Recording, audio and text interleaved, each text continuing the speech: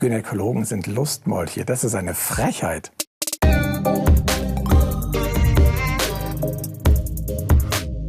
Ich glaube, wenn man als Lustmolch sich entscheidet, Gynäkologe zu werden, dann fliegt das relativ schnell auf, wenn man das eine vom anderen nicht trennen kann.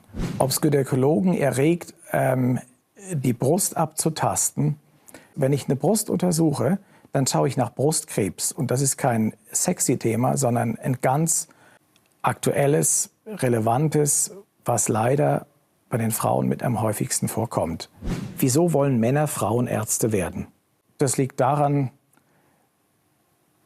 dass die Medizin einem sehr viele Möglichkeiten bietet, sich zu spezialisieren. Und wenn man zum richtigen Zeitpunkt inspirierende Vorbilder findet, dann landet man plötzlich in der Gynäkologie, ohne dass man das von langer Hand geplant hat. Dass Gynäkologen sich von nichts ekeln, das glaube ich wirklich nicht. Ich glaube, es ist nur menschlich, wenn man sich vor irgendwelchen stinkenden oder blutigen Sekreten ekelt oder vor irgendwelchen Wunden, die nicht schön verheilen.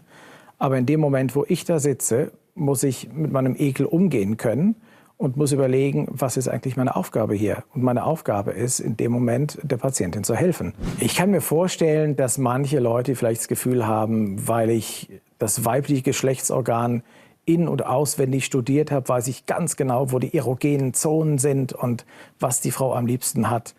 Aber das stimmt natürlich nicht. Sexualität, die ist so vielschichtig, da spielt der Beruf eigentlich überhaupt keine Rolle.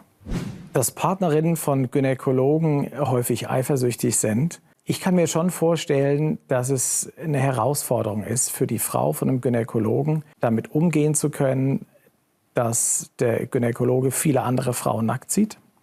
Aber ich glaube, ganz wichtig ist, dass man einander vertraut und dass der Gynäkologe wirklich das eine vom anderen trennen kann, dass eine Frau am Schluss auch keine Angst haben muss und eifersüchtig sein muss. Als Gynäkologe muss man daran gewöhnt sein, immer wieder mit Vorurteilen oder schlechten Witzen konfrontiert zu werden. Aber eigentlich haben wir einen wundervollen Beruf, wo wir das Privileg haben, dass wir unsere Patientinnen in vielen ganz wichtigen Lebenssituationen begleiten und beraten dürfen.